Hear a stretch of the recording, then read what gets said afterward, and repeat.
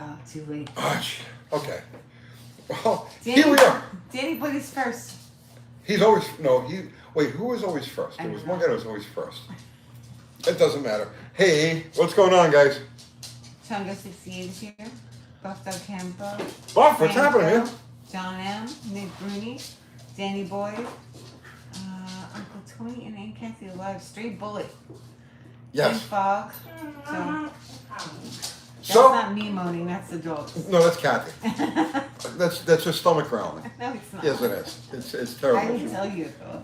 Ever since she completed her miraculous weight loss journey, she lost 375 pounds in 4 months. Mm-hmm. Her stomach makes these crazy noises. Sounds just like a dog. Sounds like dogs fighting. Right.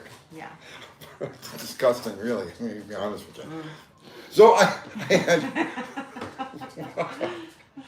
had the Off most, to a weird start, Tony. because today started out weird. The whole day is weird. Okay, this was a really weird day. It's a weird day. So literally, okay. So let's see. I'm 61, right? I've been turning wrenches since I'm, like, I don't even know, 14, 15, 16, like in that range. This has never happened to me before. Behold the 10mm socket of doom. That's right. So for the life, I still don't. Okay. So this morning, last night, the battery is dead on the XJ. Because maybe somebody didn't close the door all the way? It was me. I Okay. didn't close the door Yeah. all the way because I took Wendy out of the car and I took packages out of the car and I shut the door and it wasn't shut all the way. But that's okay. The battery was at the end of its lifespan. So it wasn't just a simple jump it off and let it go. The battery was toast. So it wasn't my fault. Well, it would have lasted a little while longer. But that's beside the point. And we have to milk everything to the very... Okay. So this morning, I still can't believe this, okay? So this morning, I go to Walmart and I buy a battery for the XJ. And I come home and I put the battery in the XJ, start it up, everything is good. And there were a couple of small things I wanted to do to it. So I drive it from the house to the shop, a distance of 11 miles, pull into the shop, take out the tools for the things that I'm going to do to it, and the engine is running. And I hear, and I look underneath, and there's water pouring out of the passenger side front corner of the car. What the hell is that? Did I put a hole in the radiator? No. This 10mm socket slipped off of the engine, got caught in the fan, got launched directly into the battery and put a hole, a nice size hole, this big of a hole, right smack dab in the middle of the brand new battery, like literally from Walmart to the house to the shop, like 14 miles total. Killed the brand new battery. So, all right, I clean up the mess. I get the battery acid all cleaned up. Do you know why that happened? Huh? Do you know why that happened? Why did it happen? Because you blamed me for killing the battery. I didn't blame you for killing the battery. You legitimately killed the battery. So I clean up. I pop another battery in the truck so I can get it back to Walmart to go buy another battery.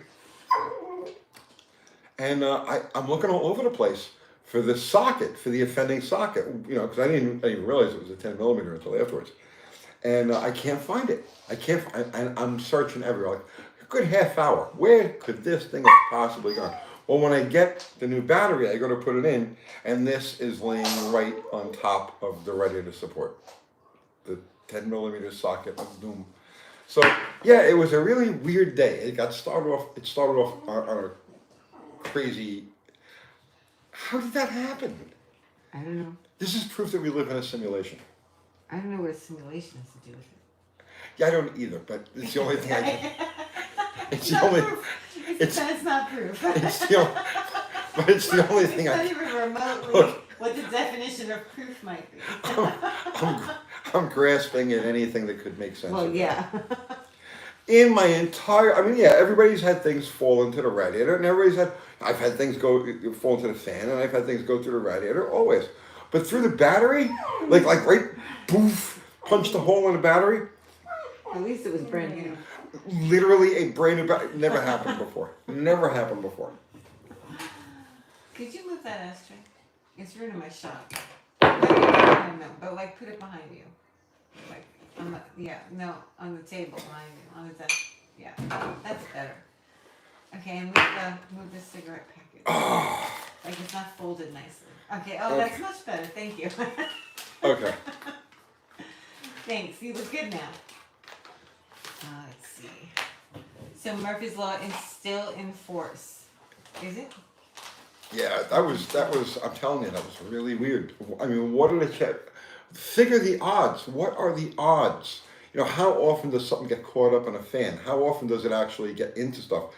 Much less into a battery. I've never, ever had something pop off the fan and put a hole in a battery. First, but what are the chances of it being a literally brand new battery? It was so new. I hadn't even tightened the cables yet. They were still loose. You know, I just stuck them on there, you know, to get back to the shop, and I hadn't even tightened the cables yet, and it was already destroyed. So what did you guys ruin this weekend? Anybody? Anybody? Did you break anything else, Tony? Or was that it? No, that was it. You took a couple bikes out. Was that okay? I did. I exercised my bikes. I try to do that on a weekly. Mm-hmm. I took out the Harley and the Super Cub. I still love the Super Cub. Mm-hmm. So they got their weekly exercise. Did you tell them it was defective? Robert Rio was asking. No, there was no telling anybody it was defective. It looked like somebody blasted it with a shotgun. Let's see. What's up, Barry? Harry, what's happening, brother? Batteries got expensive too. Yeah. But then the freaky thing was this, because I spent all of that time looking for it. Somehow or another, it fell off the top, got into the fan, got shot into the battery, and I guess back into the fan, and then back up on top of the core support. Yeah, I guess like that's normal. It's the magic bullet. This is like the one that went through the, what's his face, you know, the JFK deal. Charlie Romo, what's up, Charlie? What's happening, Charlie? He says, "Hey, Walmart, my new battery has a leak." I can probably patch it with JB. Patch it? Well, I mean, you know, it'd be a shame to just scrap it. It's got brand new lead plates inside. Patching your battery. Yeah, because a lot of people have to do that. Right? Oh. How many people have holes in their batteries? Yeah, I mean, I've broken batteries, but never like that. Yeah. Let's see. Kevin L says, "Tony, what happened to the Swinger? That was one of my favorite series you did." I'm driving it all day today. Yeah. Because the XJ had no battery. Yes. Yeah. Didn't you take it to the dog thing? No, I ended up taking the XJ after you fixed it. The fan shroud broke, and it was making that noise. Yes, it broke the fan shroud too while it was in it. it. On the gas too hard. Nathan says I boiled the battery. Boiled it? Yeah, that's what he says. No. Just she got out of the truck with the puppy in her hands and didn't shut the door all the way, so the light, I guess, the dome light stayed on overnight. No, the light was out. I have no idea. Because I know when I shut the truck, it was dark. I would have noticed the light was on. Somebody made poopy. Well, talk to your dogs. Maggie, did you make poopy? Some battery tape. Oh, that stinks. What did you feed her? Let's see. Yes, you're Kathy, a good girl. do the doggy's toenails. Damage to your floors. I know. Well, that's Maggie, and she tries to bite me every time I try and put the clipper near her feet. I'll do a video one day. She growls, and then she takes a shot at me. So, that's why she has long nails. And eventually, I'm going to have to put a muzzle on her or something. I just walk around sidewalks. Oh, wow, I smell that. Oof. Yeah, how could you miss it? Yeah, walking her on sidewalks isn't going to help that. My nails are super long. Let's see.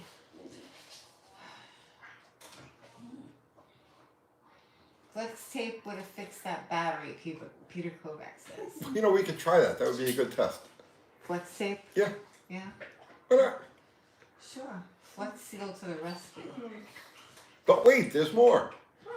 Yeah, you gonna use that? It's a good idea. We'll try it. What do you look for in a winter project? That one guy is asking. Oh, God. Well, that Sportster that I bought the other day, when I looked at it, when I saw it online, I was like, okay, there's a winter project. Because a winter project is something that's, so your spring projects and your summer projects are going to be pretty light. You know what I mean? It's like you don't want to start a rebuild during a period of time when you're going to start using the car. So winter projects are when you're going to do the major stuff. You know what I mean? You're going to do an engine rebuild, or you're going to do a transmission, or just take the whole car apart. Well, not the whole car, but take most of it apart and go through it. That's a winter project. Oh, Mike N says his 17-year-old dog is days away from dying. Oh, I'm sorry, bro. She's lost her appetite. Won't be long now. Gonna That's miss her. Yeah. that's the sign. Yeah. That's the sign. I'm sorry. Sorry, man. It's so hard. Yeah, that really sucks. We just went through it. Uncle Kathy, Peg story, please. Eric Cleveland is asking. What's the Peg story? There's no Peg story. He came, he surprised Tony. They want to hear how he stole his leg. Oh, we didn't steal his leg. He made all that up. People got really mad about that. Yeah, Well, he they made that should. up. We didn't steal his leg. But we did steal his coveralls. No, he gave us his coveralls. No, I stole No, he gave them to us. them. No, I stole them. All right, fine, you stole them. But we gave him a flag. We gave him something else.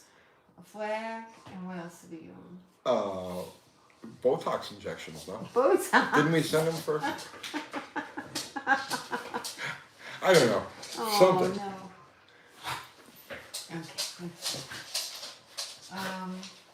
What about a fall project? Do you have a fall project? Like, I guess a fall project is like a big winter project. You started in the fall. I don't know. Justin wants to know, do we know if that dog got rescued from last week by the one viewer? I do not know. So what was Nobody Danny Boyd, right? Yeah, nobody contacted me. Yeah, I didn't get an email. Yeah, she was watching for the emails. Because I was looking for the one from that electric person. Oh, the Electric Viking. No, they never sent an email. Nope. It's the only time I've ever checked the emails regularly. Let's see.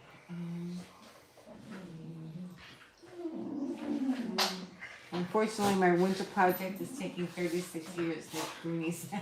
That happens. I have a friend of mine who shall remain nameless, who, let's see, I want to be accurate about this. He started on it when I was 15, so I'm 61 now. So, you know who I'm talking about, right? Yeah, of course I do. Yeah, and Charlie knows who I'm talking about too. Charlie, you know. So yeah, so let's see. That would be a project started in 1877, right? 62, 15. How old are you? You're 61. I'm 61, so I was 15 in 1870 because I had just gotten my Charger. Okay. So, 15. So he started the project in 1877, and it's still apart. So Thumper the Sweaty Fat Guy says 61 years old. How do you still move? I can barely move at 54. I got a great chiropractor. He couldn't move.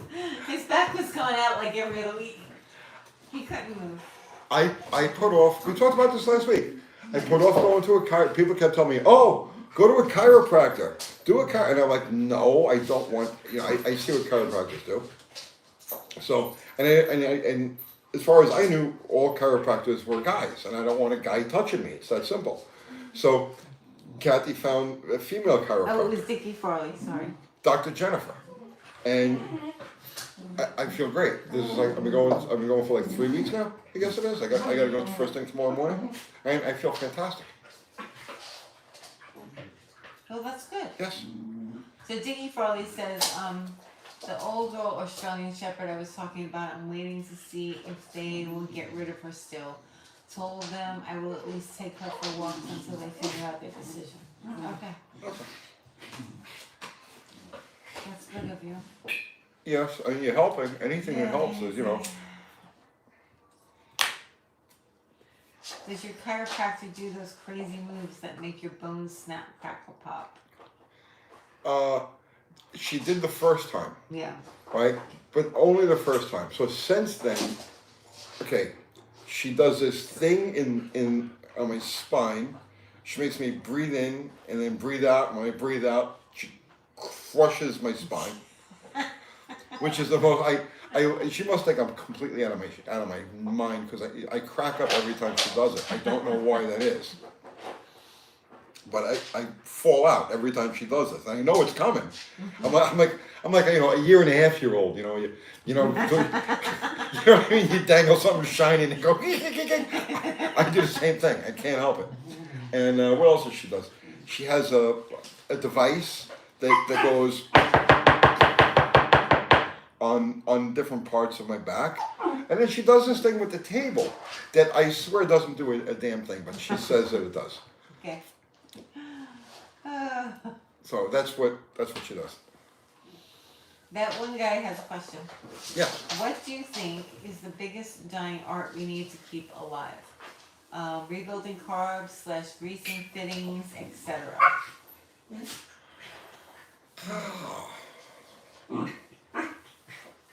That's a good question.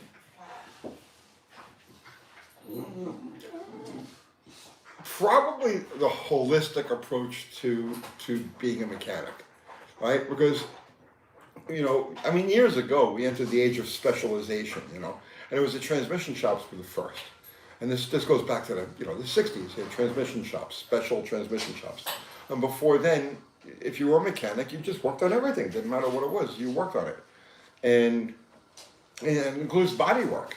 And so like if it was, let's say, 1955, okay, and you wanted to have worked on your car, you wanted to have a smashed fender replaced and painted, or the transmission rebuilt, or the starter rebuilt, or the engine, whatever, you would go to the same guy.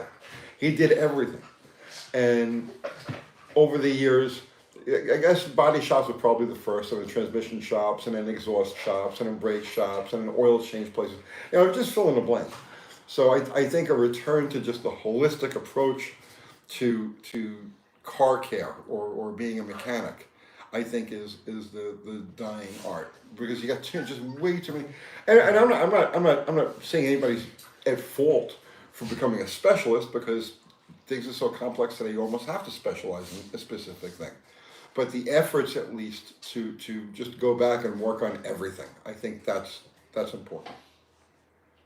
Yeah. Yeah. Have to know how to work on everything. You have to be able to work on everything. Or at least be willing. Oh, I don't touch that. Oh, I don't do that. And I'm guilty of it myself. Well, you don't work on anybody's car. I don't work on anything, right? Exactly. You're not a mechanic. No, okay, no. I'm not. But I play one on YouTube. This is what you tell people you are.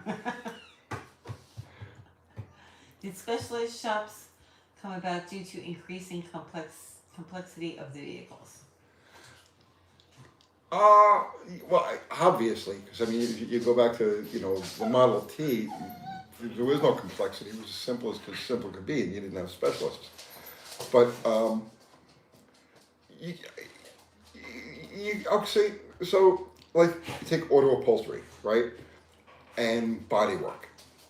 And those are two go way back. Specialized fields. So you go back to the 1950s, and you had auto upholstery shops and custom shops, and then the body shops. Well, those disciplines take a certain type of environment. Like if you do interior work, you do upholstery. Well, you need a lot of space to blow apart an interior, the seats and all the little parts and pieces that come from.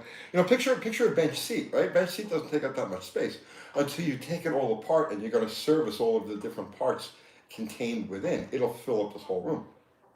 So, and then you talk about body work. Well, you can't have grease and oil in the air and do effective body and paint work at the same time. So that was where like initially where the specialties started to come along. But as a mechanic, in the, let's say, growing up as I did in the 70s or the 80s, you tried to do all of these different things. You know, you weren't going to be an upholstery shop, but if you had a car, you would try to do the upholstery yourself. You know, you would try to do the body and paint yourself. You would try to do all these things yourself. And I don't see that anymore. I see most people just like, well, this is all I do. And then I'm not going to touch that. I'm not going to look at that. Dada wants to know any news from the electric drag queen. No, nothing. I know he saw it. He's obviously Do you think seen he it. saw it? I don't know. It was probably his best video, his highest view video. You know how I know he saw it? Because hundreds and hundreds of comments disappeared. I've never seen anybody attacked so savagely in their own comment section. That was pretty interesting. That was pretty interesting. Jimmy John's Pizza, since you super chat, Mustang or Camaro? Mustang. Let's see.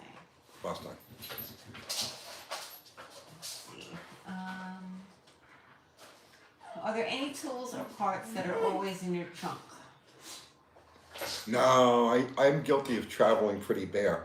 Like I have a breakdown box, but I only throw it in a vehicle when I'm going to travel out of my like my home range. If I'm going to go more than 25, 30 miles, I'll throw a breakdown box in whatever I'm driving. But no, I had a problem. I had a problem last night with a taillight fuse on one of my cars, and I had to dig it out with a key. I had nothing but the car's key to pop the fuse out with, a glass fuse. So no, I'm neglectful like that. I travel pretty light. The Maverick mechanic says I attacked. Talking about the electric Viking. Oh, thank you. Yeah. You know, I didn't watch it because you said it was really bad and that I would get mad. You would be furious. Yeah, I didn't watch it. You would be furious. But thanks, guys. Yes, thank you to I did everybody. look at the comments real quick. If you jumped in there, We appreciate it. Yeah, we do appreciate it. Thank you. Let's see. Jimmy John sent you another super chat. Mustang gang, thanks for answering. Sound is off, still watching. Oh, good, 318 Magnum. So you can see Tony. You can watch him drink his Coke, but you can't hear him. It's kind of weird, but when you run into sign language people, you know, Sign language people? Yeah. Yeah. Tony, you don't mind if I leave for a bit, do you? No, not gonna. Like, I just have to go inside for like 1 second. What do you got? I'll get it for you. What do you need? I need a drink. Yeah, I need an take ice the water. cup. All right, you keep them busy. I'll get you an ice water. Keep them busy. What do you mean keep? Keep them busy. People want me to leave them alone. I think I just stepped in pee. What? Or is that water? No, Okay. it's water. It's water. Oh my goodness. You like your Maverick? That's good. Give the puppy a bone. Speed Demon's laughing. Have you seen the body in white leak of the next generation Charger? I will ask Tony when he gets in. I have not seen it. It's a 2-door and apparently has a transmission tunnel. People are speculating a next gen V8. I have not seen that. We'll see what Tony has to say when he gets back. Everyone tuning in, that's Tony's empty chair. He won't let me go get a drink. He decided to get it for me. Fake. Is it fake? Okay. Well, then Tony hasn't seen it because it's fake. So, Kathy, anything special about flowers propaganding? You mean propagating? No. Look what I got for There's you. nothing special. Thank you. Yeah. Appreciate it. Show everybody what I got you. Oh, he got me, oops. You're spilling it all over. Oh, wow. I did that. Thank you. See, I'm domesticated. You guys don't know. I'm domesticated. So somebody asked, have you seen the body in white leak of the next gen Charger? But then somebody said it was fake. No? What? I'm sorry, I have to take a drink. Hang on. No, we have dead air. Say something. I can't. I'm frozen. Oh, cool, refreshing water. Yes, Joe-K. I'm so thirsty. Tony is the man. Yes, sometimes he's very nice. Like, he cooked dinner the other night, which was really nice because I was really busy and I was doing stuff, and he made dinner. And I was like, I made dinner twice. You did. Well, I tore apart the garden Right. what was left of the garden. I pulled it all up, and I took all of the vegetables that were left. Right. And we had peppers. We had a ton of peppers. So Yeah, I made sausages. he made sausages. We Yeah. had sausage and peppers. And but that's why I was tired that day, because I ripped up the entire garden. But I cooked. You did on the Right. grill, on the barbecue. Yeah. Yeah, you but did. I cooked in the kitchen yesterday before yesterday. Yesterday. Was Yeah, it day yesterday? before yesterday. Whatever it was, I did it. You cooked in the Yeah. kitchen because I was still busy. Why don't you tell me I made? He makes this chicken dish that he likes with Oh, that I like? we both like it, but you like to put a lot of spices on it. Yeah. I'm not a big spice person. Okay. But he puts white wine, right? I cook chicken in butter, Uh-huh. and I do onions, and mushrooms in olive oil and garlic, right? And then white wine, It's Tony's signature dish. right? And yeah, it's good. It's Nick good. Bruni wants to know, okay, you can tell them because you watched. How's Winnie doing in class? She's okay. She's on par with the other dogs that are in the class, which is, I find that weird because I know that my dog is superior. So I find that a little disconcerting that it appears that she's on par with the others. No, but she was called out to do the down, to demonstrate how to Because do she's down. beautiful. Because she knows how to do it better than anybody else. Yes, Yeah. she does know how to do down better than everybody else. Mm-hmm. Right. So she's a little apprehensive stepping on the wobbly thing and the teeter-totter. But we'll work on that. Well, yeah, that was the first time she saw it. Yeah. This week, last Thursday. Yeah. S Nerd says, I made it. Hi, Uncle Kathy and Uncle Tony. Welcome. You made it. We're so glad you're here. Wine, that's pretty fancy. Yeah, I didn't do anything halfway. If I'm gonna cook, it's gonna be good. She tries to help. I get out, going. I try and help. Yeah. Get out of my kitchen. Oh, you're kidding. No, that's my kitchen. Tomorrow Sorry. I'm gonna make the spaghetti assassin. Okay, I don't want that. You can have that. Why? Because I don't like fried spaghetti. Like, I don't like grilled spaghetti. I don't like fried spaghetti. All right, I don't want to talk about this anymore. Okay, I don't know if you know this, but like, I don't have to like everything that you like, and vice versa. Anything I like is good. And if you don't like it, you're wrong. Okay, fine, I'm wrong. So let's just leave it at that. I'm making that tomorrow. Okay, good. Fine. Oh, they want fried spaghetti. Yeah, he's making fried spaghetti. It's this Italian thing that this one restaurant does in Italy, right? It's usually in Italy. It's whatever the Italian name is. It's called. It's the assassin's spaghetti. So it's spaghetti. It's regular pasta spaghetti that's fried first. It's uncooked. Yeah. And he throws it in the pan. Yeah. Fries it. It's fried first, and then once it's like browned, then you add sauce to it, and then you actually cook the spaghetti in the sauce. Yeah, you can have that. Oh, what is she eating? I don't know. Oh, she's just chewing on a box. Oh. Alright, the Maverick mechanic says, have you seen Louis Rossman's video on the $21,000 repair quote for water intrusion on a Tesla?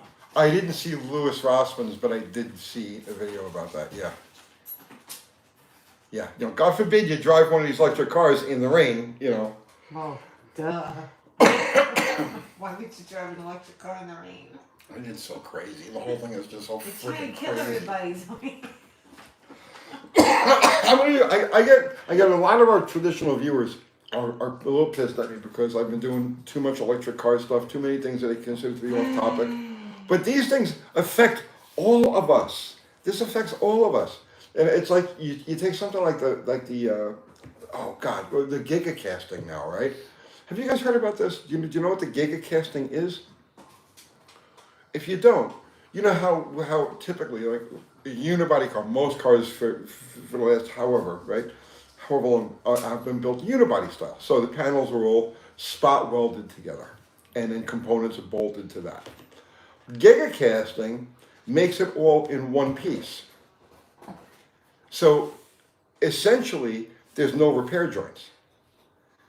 So you can make a car It cuts the amount of time the manufacturer has to spend building a car down, like drastically, right? But it also makes the car completely unrepairable because it's all the major components, the frame rails, all of the suspension mounting points, all of that is all cast in one piece. Well, yeah, good. But these things affect everybody because what you're paying for insurance, you businesses, a lot of you guys are involved in one end of the repair business or, maintenance, whatever it is, one extent to the other. The bottom line is that some reason has to be brought back into the world of machines. Some reason has to be brought back into engineering, into servicing, somebody's got to do it. It might as well be us. You know what I mean? This is the place to start. Start what? A revolution, maybe revolution is the wrong word, but making enough people aware to make some noise to drown out the noise from the other side. The people who would put an end to our way of life. Where we like cars, motorcycles, machines, we like to screw around with these things. This is our hobby, this is what we do. We live for our machinery, and there's a very vocal, very large, very well-funded opposition to that would like to see all of us and everything that we do and stand for and love gone. They want it gone. So, Just say no. well, we could just say no, but we're tiny, Well, Now, I mean, really, that's all you have to do is be like, no, I'm not buying that. well, the No, I'm American not taking Revolution, that. from what I understand, when the revolution took place, there was only 3% of the population who was pro-revolution. Oh, yeah? Yeah, the other 97% either weren't aware at all that things were going on, because you live in the countryside, you don't know what else is going on in the cities, and these things that go back and forth. But evidently only 3% of the population was pro-revolution. And with that 3%, they were able to pull it off. So I think collectively, us gearheads... Well, I think there were other things going on now. What's that? What, only 3%? Yeah. They probably had some help. What do you mean? I don't know. 3% of the population were in favor of... Yeah. I don't know. So, what do you want them to do? Not make electric cars? No, make them, but make them reasonably, and don't make them dangerous. I want to do that. Well, everything's dangerous to some extent, but the lithium-ion stuff is... So if you were going to make one, how would you make it? I don't know it under Not the technology, dangerous. but I certainly wouldn't make it with that.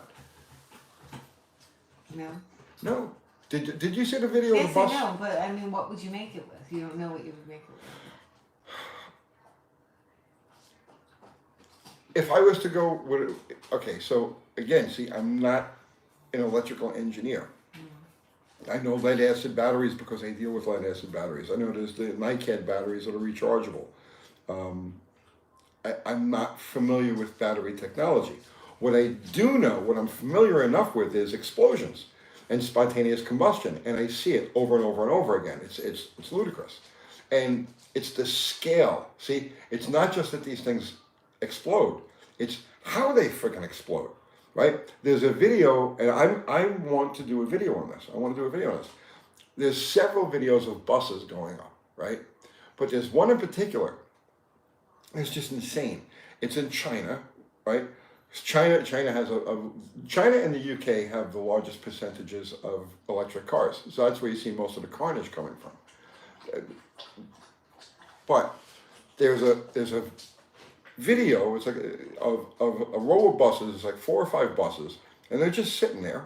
I guess they're being charged, and from the video, from the bus on the end, you see a puff of smoke, and then 2.5 seconds later, I timed it. Okay, 2.5 seconds later, from the time you see the first puff of smoke until the time this thing is just I mean, gone. I mean, just a spontaneous explosion. The whole inside of this bus is just flash fire. 2 seconds. Now, I mean, imagine this is a school bus. You know what I mean? You drop your kids off at the bus stop. They get on the bus. 2 seconds, there's a puff of smoke, and then 2 seconds later, this thing is just completely, like, it's not on fire. It's more than on fire. It's like, it's an explosion. Nothing gets out of there. Nothing lives. And I keep seeing these the buses. Buses are a big offender. There was there was a London bus. Google electric bus fires and watch some of these videos. They're freaking insane. They want to put kids on these buses. In fact, I just heard a thing on the news where there's a town in Michigan that just put in a contract to eliminate all of their diesel-powered buses for all electric-powered buses. This is insanity. It's insanity. What? You look at me like I did something. No, you can do anything. Oh. I didn't know if you were done. Let's see. I wouldn't let my kid on an electric bus driving to school myself. Yeah. No, go watch these videos and tell me if I'm nuts. Let's see. Too many. Which one should we look at? There's too many. Oh, the bus videos? Bus videos. Some of them are really crazy. Which one is it? I don't know. Yeah, keep talking to them. Let me find it. Keep talking. You're gonna. And I'll tell you guys. Bus fire. This is electric bus advice. Peter Kovac says. This is not electric bus advice. We don't give electric bus advice. How soon will it be electric planes? Oh wow, there's a lot of them. I'm sure there's a lot. Oh, this one right here. Electric bus bursts into flames, hits nearby vehicles on fire in China. It's from the South China Morning Post. Ari says, Tony, that's badass, man. Do you see that? I'm watching it right now. It's okay, there's a smoke. We're going to get a copyright infringement. No, we don't get copyright for Well, that. you're sitting in front of it, so nobody can see anything. It's between 2.5 and 3 seconds from the first time you see smoke until this thing is just completely engulfed. Oh, the ashtray. The ashtray. What about it? It doesn't look good on camera. Oh no. What do you do? Put it back here? Yes. Okay. You're like the prop person. Of course I am. Yeah. It's my job. All right, now you moved. Can you move this way a little bit? Yeah, okay, that's better. Okay, thank you. The composition bothers me. Yes. That's why you get paid the big bucks. Oh yeah, big bucks. Where is your piston ashtray? You don't have one, right? I have a couple of them at the shop. At the shop. I thought I had one here. No, not in here. Let me see. Aftermarket companies are getting together and researching synthetic fuels. Pro Systems carburetors shared a post about it not long ago. God, he's Tony's director. I can be. That's my job. He can't see himself right now. Let's see. E-fuels is the key. What's an e-fuel? I don't know. I don't know either, Edgar Moreno. I don't What know. do you mean? I mean, I plead ignorance on a lot of this stuff. I'm not sure why they just don't build like little cars, like little cars. You know what? They should all be like those 4 cylinders, those Mazdas that they race in Australia. That's what everybody should have. Those are rotaries. The rotaries, sorry. Yeah, we should all just have those, and then that's it. That's what we drive. That's what we drive to work. That's what you drive your kids to school in. The Mazda rotaries. No, Mazda rotaries are really inefficient. Okay. But they're like badass.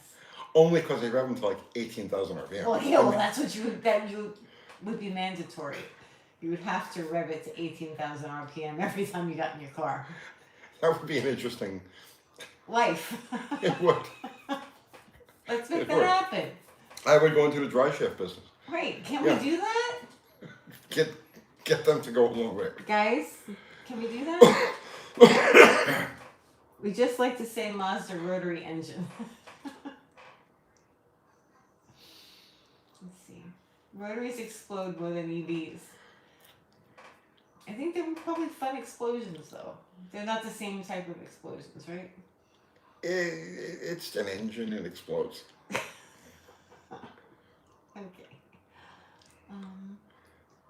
The auto expert John Cadigan did a video on Luton UT. Did you see it? I saw several. I believe I saw his video too. Yeah. Yes. The one that I saw that got me started on this whole thing was the one that Jeff Buys Cars did. Terrence Seymour says that was New Zealand in the 80s and 90s. Every housewife had a rotary.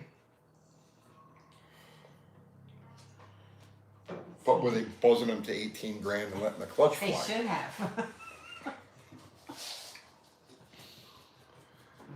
Rotary phone?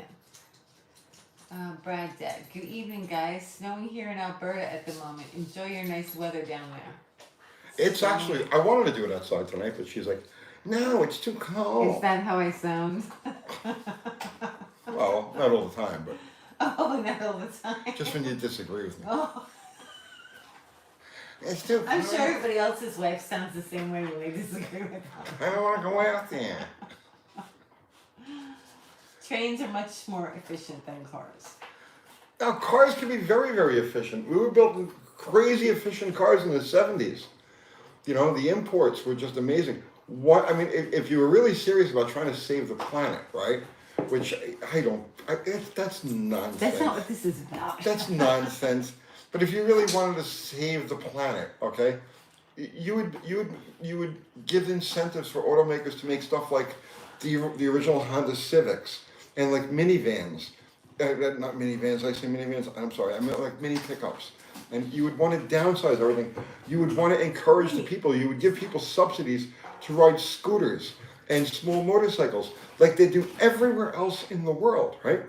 Instead, our industry and the government forced everything to go the other way, where everything is just big and ridiculous and has no practical purpose at all except to take up space and use up resources like there's no tomorrow. But you talk about that whole save the planet thing. We were talking about, Kent and I were talking about this the other day. I'd like to start a movement where I'm pro. Oh. What happened? Sure, okay? Yeah, I think so. Did she get? No, the box is full. Oh. It's not really heavy. Okay. She's a puppy, so she's really dramatic over Yeah. anything that happens. Yeah. Where is she? Come here. Right.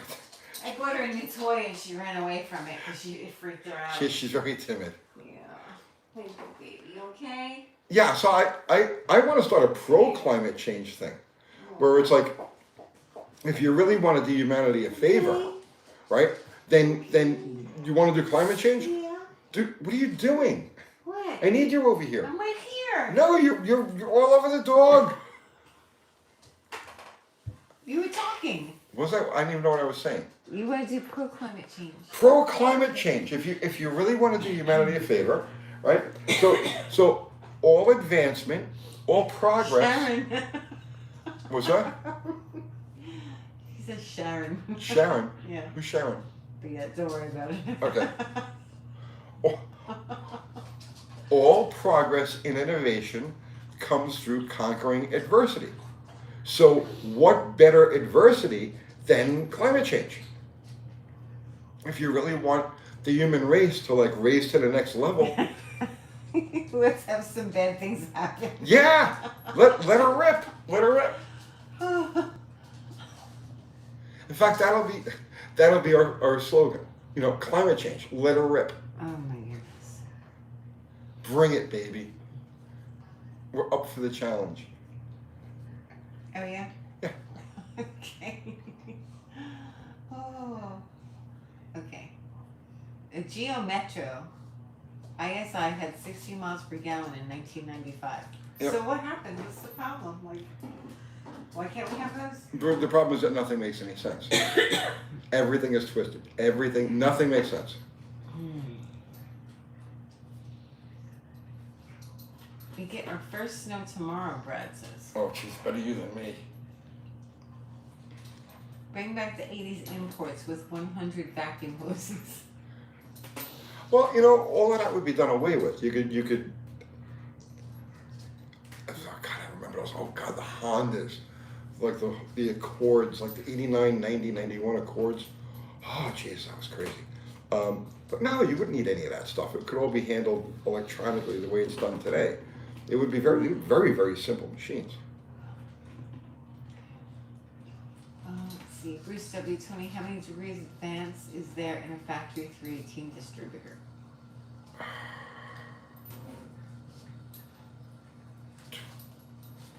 24. If I'm not mistaken, it's 24. And they're all different. So I'm going by like a mid-70s, just a regular electronic distributor. I think it's like 24 degrees. So my 93 Honda Civic gets 35 to 40 miles per gallon. That's pretty good. Right? What's you chewing on? Oh.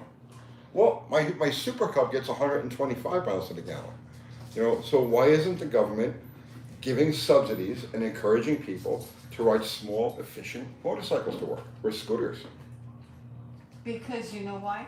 Because there's those gigantic trucks on the road. Those gigantic pickup trucks. That's why.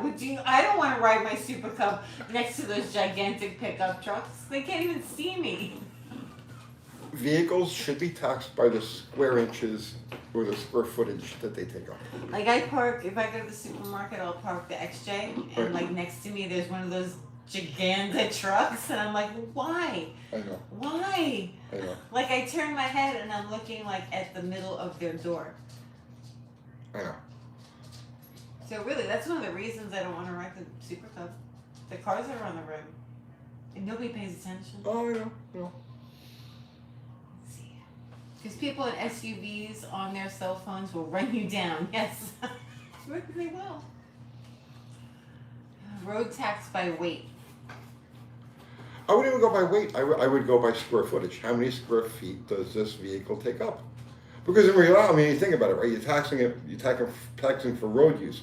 Well, how much of the road is this thing taking up? But I thought that was like an illegal thing, like to have like a car that was so much higher than other cars, so that when you're looking out the window, you can't see traffic coming either way. Like I thought that there was a mandate, like by the government at one point. There were all sorts of things, including were, headlight right? height. Including what? Headlight height. Right. Yeah. Because that was so an what issue. happened to that? Out the window. Free for all. Free for. Free for all.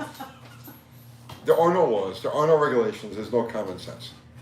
Yeah, it's all kind of crazy. Yeah. Tax by square footage, don't get commie on us. I'm not saying I'm in favor of a tax, but they're going to tax anyway, right? So if you're going to tax things, tax them by the amount of real estate that they take up. The idea is, we got to get off of this, oh gosh, I can't even. Oh, fossil fuels are bad. There's no such thing as fossil fuels. That does not exist. That's silliness. It's silliness. Silliness. They're not fossil fuels. The earth produces as much oil. There's processes going on inside the earth. It's always creating oil. It's always spitting the stuff up to the surface. There's no shortage of it. Crazy talk. There never was. There never will be. All the oil you could ever want. It's constantly being. Oil is the second most abundant liquid on the planet. But that's besides the point. Completely besides the point. If you want to use less resources, you want to put less pollution in the air, you want to use less materials, then force people into smaller, lighter vehicles. If it's an emergency, you get these ding dongs, it's a climate emergency, right? Fucking assholes. If that's the truth, then make emergency measures to have people go back to the way it was, let's say, in Britain in the 1950s, post-war, where everything was as small and light and fuel efficient as possible. Right. Yeah. But no, have this thing. You know what I mean? Have this truck as big as your friggin' house, right? Right.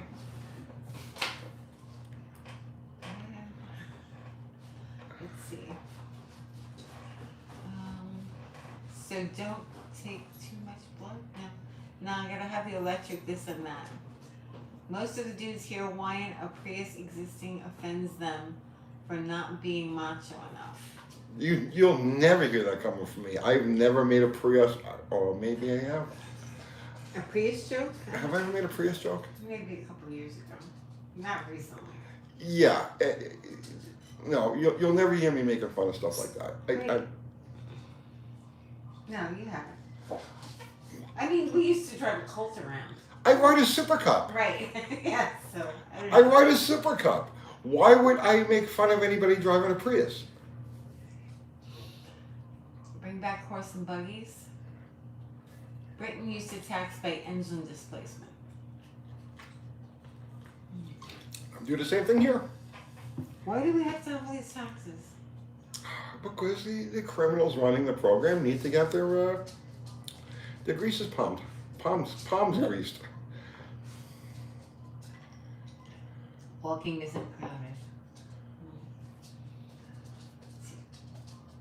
Let's see. Justin Billington says, Tony, what doesn't make sense is the gases that are causing climate change are in the tenths of hundreds of a percent of the atmosphere and have been there forever at those levels. Right. Yeah.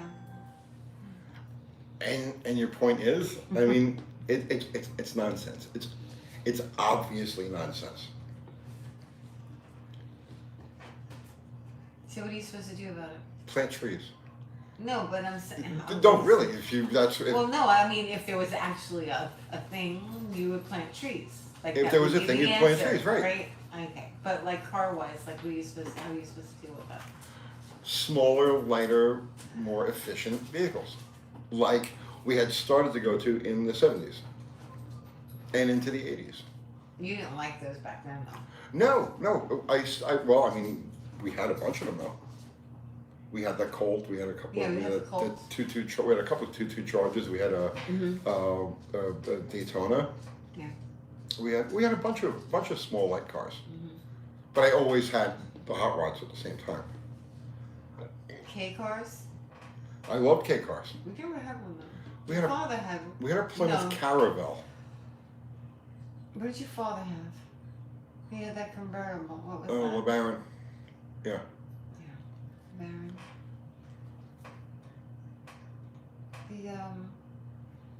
The Colt was fine to drive around. It was fantastic. scooted everywhere. Like I don't know why there would be a problem with a car. We put 100,000. We bought it. We bought it like 100,000. We put 100,000. Then we gave it to the fucking kid that lived upstairs. Yeah, right. He ran around for a while, then gave it to his brother. Right. And years later, it was still running. Do they still have it? No. It's probably still. I'm sure they know. Dodge Omni GLH for everybody. I don't know what the problem would be with that. Let's see. The Mopar 2.2 liter turbo is still in the engineering records for most efficient engine when it came out. Is it? I don't know. They were good. Cordo B says, what replaces oil? It's a finite resource. It's not a finite resource. It's not a. You can answer this question yourself, right? All you have to do is understand that all asphalt comes from oil. Okay? It's based on all plastic. I don't want to say all, right? Most plastic. Just about everything that's manufactured has oil in it. Look at everything that's been manufactured in the last 100 years that contain oil. And now look at all of the fuel that's been burned by all the different cars, trucks, trains, planes, ships, everything, right? That's constantly being burned every single day all over the world and has been for the last 100 and some odd years. Now you tell me how many dinosaurs, or how many trillions of acres of moss would have to be buried over and then decomposed and turned through this crazy process into oil. Tell me how much of that it would take to have created the world as we've known it for the last 100 years. All right? It's clearly not dinosaurs. It's clearly not fossil fuel. I'm going to say dinosaurs. Plant life. They say, oh well, it was seabeds full of plankton that did this and that and the other, whatever the hell it is. To think that it was created millions and billions of years ago, and we've been using it at the rate globally that we have for the last 100 some odd years. It's preposterous. It's preposterous. Oil is made in the earth. I don't know how. All I know is that it's doing it.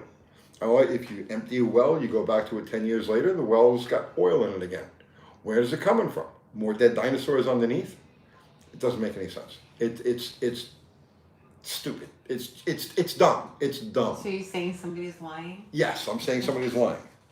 Mark says, I heard we only have 47 years left of oil. Yeah, that's ridiculous. No, it was more than 47 years. It's magic, Steve J says. It's magic. Like the cream in the Cadbury chocolate egg. Oh, I had an idea for a video once, and we didn't shoot it. But there was a big thing of roadkill. It was whatever it was. It was in front of it. It was like a coon, big one, in front of the shop. And I was like, I wanted to do a video. I was like, okay, I'm just gonna stand here and wait for this thing to become oil. Yeah, right. No, you know what it was? It wasn't a raccoon. It was you always get armadillos killed in front of your shop. Yeah, okay, yeah, right. Armadillos always squished. Right. Let's just wait here for this thing to become oil. Let's see. It's been created from plankton for billions of years. No, it hasn't. I'm not saying that plankton hasn't become some form of oil, but no. Think of the volume of oil that's used every day all over the world. You tell me how much plankton it would take to do that. Let's see. I'm not watching the cadaver become oil video. He didn't make it. No, but it was an idea. Somebody else can make it now. Somebody else can make it. Let's see. I bet if you wanted to punch a hole in the ground on your own property, you couldn't do it even if you have the money. That's what Laura says. Yeah.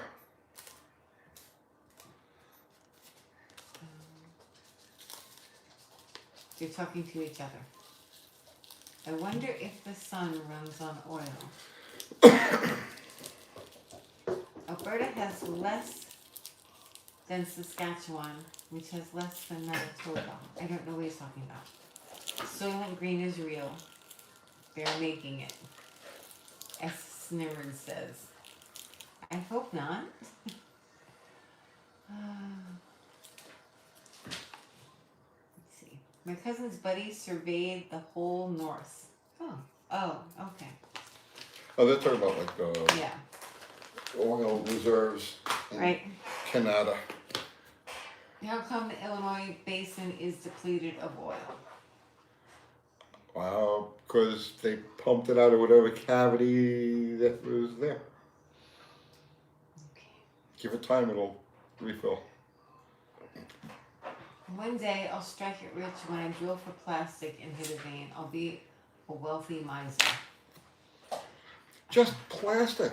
Just the plastics and the rubber and stuff that we've... The volume. The volume is its own answer, right?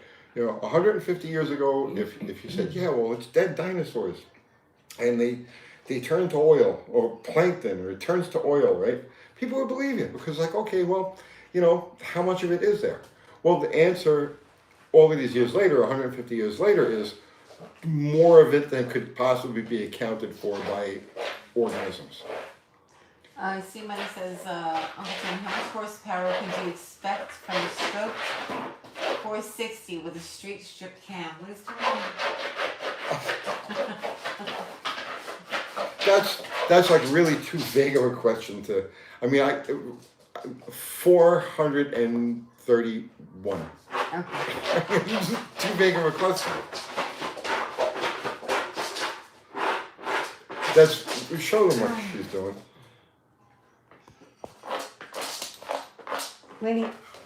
Winnie. Hey, Winnie. Winnie. Winnie! She's absorbed. Okay.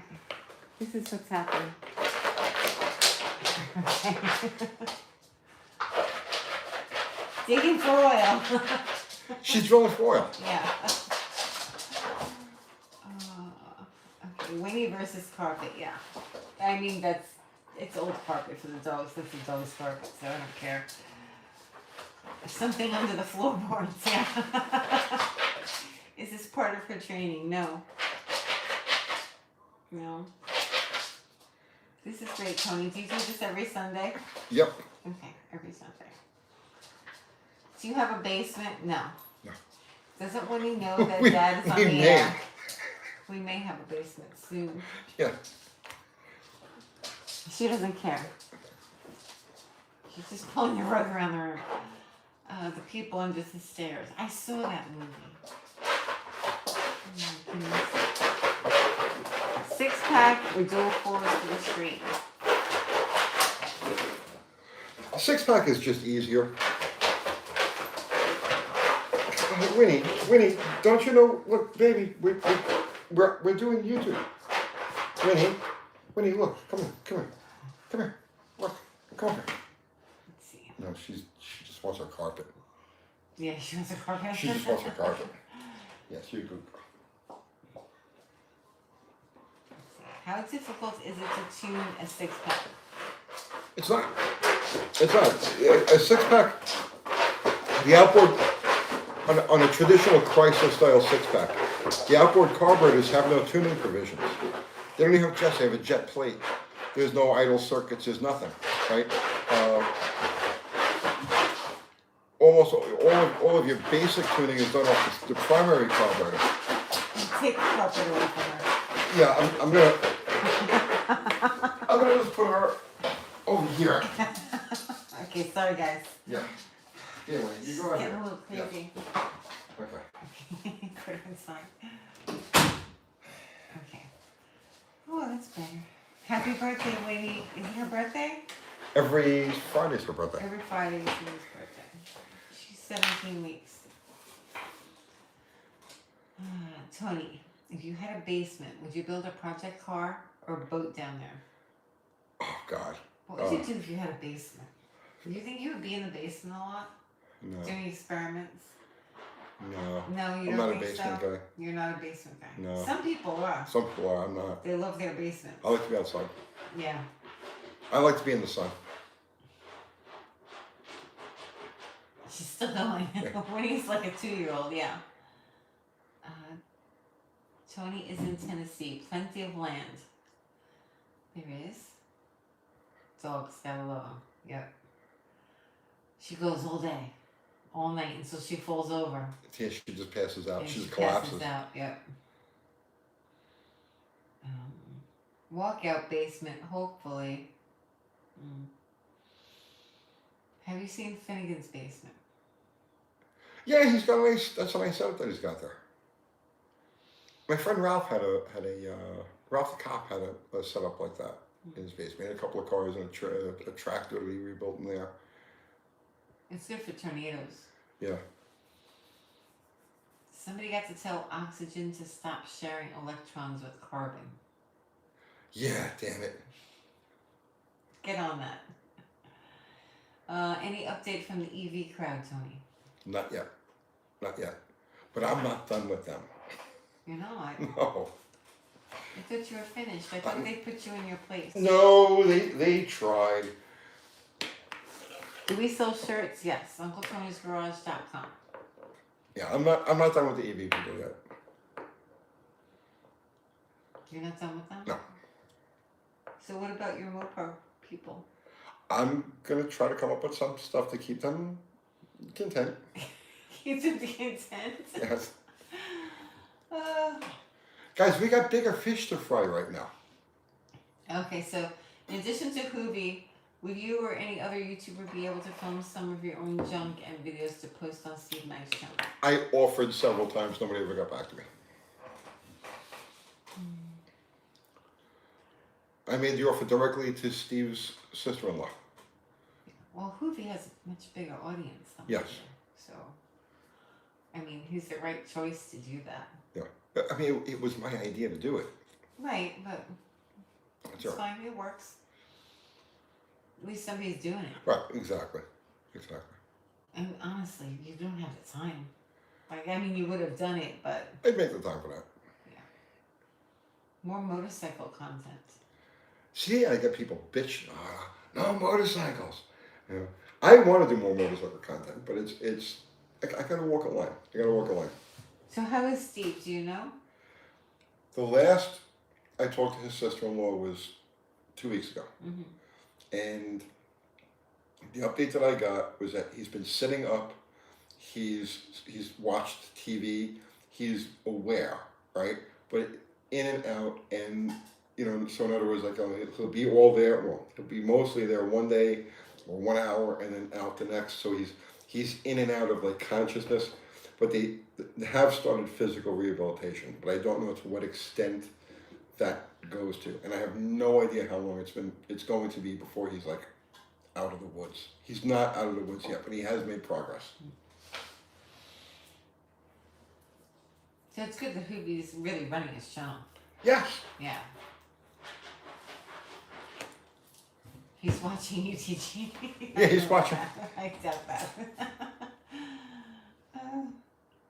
So what else are you gonna do about EVs, Tony? You're not done? I'm not done.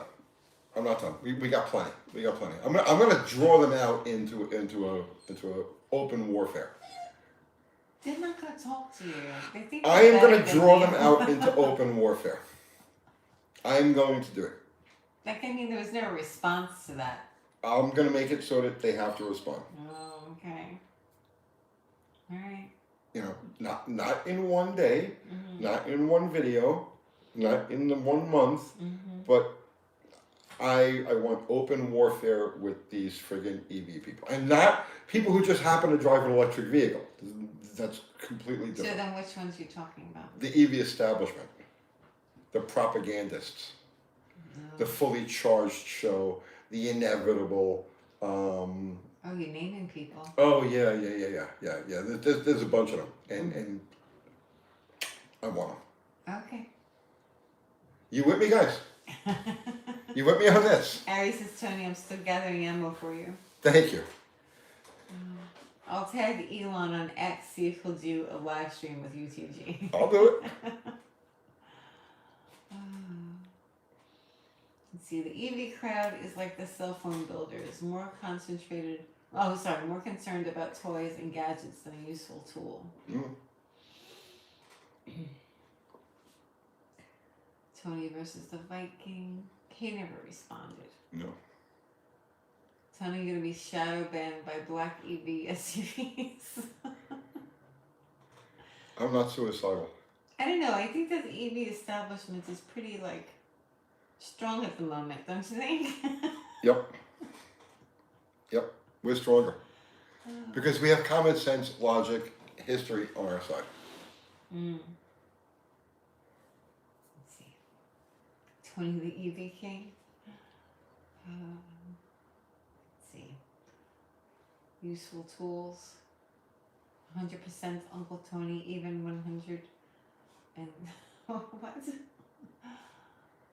And virtue signaling? Who has virtue? Who's virtuous? I have no virtue. We're not virtuous. Let's see. Just come at them with straight facts. They will fold like a house of cards, Tony. But that's what I'm saying. That's what I'm saying. Tony, I'm with you on the EV thing, Driving Daily says. E-Fog says facts, UT. Yeah. Keys Plan says poor Winnie. Yes, she's barking outside the door. The thing is, so I would never, and I mean this sincerely, right? I say a lot of things in sarcasm and just being an asshole, but I'm saying this in all complete sincerity. I would absolutely never encourage anybody to troll somebody else's channel or to troll somebody. That's just wrong. That's wrong. But that said, I would encourage anybody on, let's say, our side of the fence, the ICE people, because that's what it is, the ICE people versus the EV people. So I would encourage anybody on the ICE side of the fence to go and correct the stupid freaking things that are said by the EV people. Yeah, they're talking about facts. Yeah, Yeah. that's fine. Don't You know what I mean? Yeah, don't troll. Don't go over there and be childish. And it's like, yeah, you EV people are stupid, right? No, You're a stupid. you're a stupid. But you know, just blast them with facts. Blast them with common sense because they can't handle it. They fold.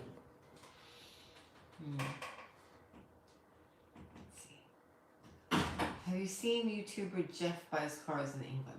Yes. I mentioned him in that video that we did, and it was watching his channel that made me aware of this whole Luton Airport fire and the controversy, which is why I did my video. Let's see. Brad says, I'm not against EV, but I'm against lithium. Laptops been burning us since the 1990s. Well, you see, there's a lot of false equivalencies there because in comments on my videos, right, the ones that we've done, they're like, well, you don't like lithium ion, but you carry a cell phone and you use a computer. Yeah, but those are small batteries that would cause a controllable fire and minimal loss. You're not sitting in your cell phone. I'm not sitting in my cell phone. Exactly. I'm not going to put my kids in my laptop. Strapped into your laptop. Right. See, there's a huge difference. They seem to have a problem with that. They have a problem with that. They grasp Yes. nonsense. They are the most, I'm not going to say they're the stupidest people on earth, right? I'm not going to say that because that's not fair to stupid people. They're the most gullible people on earth. EV people, and again, God, I think that they have an idealistic view of things and they walk the line. Like whatever they hear, that's what they parrot. Yes. And then that's it. There's Right. nothing outside of that. They can't understand anything beyond that. Right. Now, Louis Rossmann just did a video. I didn't see the video yet. I plan on watching it as soon as this live is over. Louis Rossmann just did a video on EV companies that are going out of business. So, and they're going out of business all over the place. One of them in China, one of the big EV companies in China, just went tits up. Their logo is like a ripoff of the Volkswagen logo. Like the whole thing was like a ripoff of Volkswagen. And they've been building electric cars, big government subsidies, big push. They moved a bunch of these things out into the public, and now they're done. So they sold what? Now, let's say they sold 10,000 cars, 20,000 cars, 50,000 cars, however many cars they sold. They're done. So now you have no way to service or repair that car that you just bought from this company that just went. You see what I'm saying? Like there's so much craziness going on with it all. And now Ford is royally screwed. Ford, the last number I heard was, and this is like a couple of months ago now, was they lost $4.5 billion in the last year on EVs. Now they've canceled the whole Lightning project. They can't sell the Mach-E's. Those Mustangs evidently are all over the friggin' place. They stopped building them. They can't sell them. Ford is because of this whole EV thing, there's a good chance we see Ford going bankrupt again. And more government bailouts. And more inflation for you. They killed the Lightning? Did they kill the Lightning? I don't know if it's killed or it's on permanent hiatus at the moment. Okay.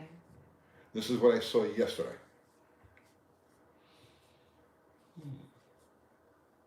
The Mach-E equals Mustang Aztec? Yeah. Is that what? Let's see. Ford never had a bailout, never went broke. No, that's about to change. Let's see. Ford has a better idea. They had some good ones. Had a long time ago. The big three manufacturers are in big trouble. Bad stuff ahead. I agree. Let's see. I'd buy a Mach-E with a Coyote. Yeah, Coyote swapped Mach-E's. They'd sell a bunch of them. Let's see. CR Autoguy says these people need to look at facts instead of unicorns and butterflies. Just look at the car companies. They price themselves almost out of business building big, stupid, overpriced trucks. Mm-hmm. From what I understand, the average transaction new car transaction is $47,000. That's the average. The average transaction is $47,000 today, right now. Okay. Do you think car manufacturers love the EV concept? No. The elitists at the top who really don't care. You guys got to understand something, right? When you go to the very top of the food chain, as far as these corporations go, these people are just figureheads within the corporations. They could care less whether they don't make their money from the corporations. Money is meaningless to these people. It's just random abstract numbers. When you have as much as they have, it's meaningless. And the directives to go to EV, to do this, to do that, to do the other thing, all come from these higher echelons. And they're all directed by these think tanks like the World Economic Forum and the Bilderbergers, and you know the names, the typical names. They set the directives. The elite within the manufacturing world or the corporate world pass those directives down through the food chain, and it ends up at, so no, the plant managers and the actual people who run the businesses, who not the paper pushers or the elite end of it, but the actual people who run the business. No, nobody wants to go EV. It's absurd. But this is what they're told to do. This is what they have to do. It's corporate suicide. Why are they ignoring hydrogen? I don't know. You know, they ignore a lot of things. Let's see, BW Maceman from Manx says, I'm a Gen Z. Money is also meaningless to me, just numbers on a screen. Yeah. Your generation got screwed. I honestly feel bad for you guys. Fuel cells and hydrogen have space and delivery of fuel difficulties, Santa says. I don't know enough about hydrogen. I know about hydrogen. I know the shortcoming of burning hydrogen in a conventional internal combustion engine, and it all has to do with the duration of dwell. I'm sorry, duration of dwell. Sorry about that. The duration of burn. So in other words, hydrogen expands its energy quickly, right? Very, very quickly. And so if you were to try to burn hydrogen in a conventional, let's say a gasoline style engine, you don't get enough degrees of crankshaft rotation under power per given cylinder with the hydrogen. So because the hydrogen just goes poof and it's done in a couple of degrees. Whereas gasoline, diesel, they burn slower. So the piston is powered for more of the travel downwards. So you get more degrees of crankshaft rotation under power. That's the problem with using hydrogen in a conventional type of engine. Now, how they're using it, the hydrogen technology that Toyota's working on, and all these different companies working on, I'm not familiar with it, so I couldn't give you an educated answer on that. It is something I'm halfway fascinated by, but I've got so many things in my head right now that I haven't really sat down and looked into it. Let's see. They're talking to each other. Hydrogen likes to leach through everything as well. There's a lot of things with hydrogen, aside from the volatility. I imagine hydrogen is going to be a lot like Freon, let's say, with very, very small molecules. Like to find any little opening in them. Ronald Kleinow sent you a super chat. Thank you. I don't see anything written next to it, so I'll see if maybe he has a comment coming out. Ammonia sounds horrible. Yeah, I don't know the ammonia thing either. These are things I'm going to look into. Like I said, my head has just been in a bunch of different places, so I haven't really been up on these things. But yeah, ammonia and hydrogen are two fuel sources I'm going to look into. Riff Raff Racket says, I'm not sure about this one, Tony. About which? I don't know. The hydrogen? I don't know. I'm not sure what he's referring to. Yeah, I'll clarify it. Why can't car companies offer a platform and we just pick? a custom body of choice, like what the VW Bug gave birth to the kit car. You know, okay, so interestingly enough, so it's funny you bring up the VW because I was thinking about the VW and how okay, so let's just say I was in charge of the world, right? And it was my directive, it was my responsibility to form the direction. I would use the Volkswagen Bug as the template because that car, and not just the Volkswagen Bug, but Lada, right? The Lada Legend, they call it the Legend now, and then they have one called the Niva, which is based on the Legend. It's a four-wheel drive.